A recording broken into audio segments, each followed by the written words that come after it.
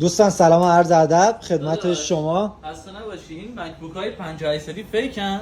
آقا شما تشریف بیار اینجا من توضیح بدم. این مکبوکی که دست شماست الان این استال ویندو شده اومده بالا، میخوان از کجا بفهمم که اصل ایرانه؟ الان من اینو بگم بابت تمام گوشی‌ها هست برنامه به اسم ساپورت.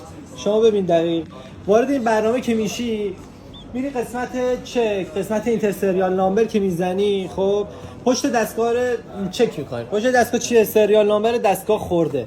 این سریال نامبر رو وارد میکنی، یه نکست که میزنی کامل مشخصات میاره. مکبوک پرو 13 اینچ 2009، حالا هر 2000 که باشه اعلام میکنه اینجا.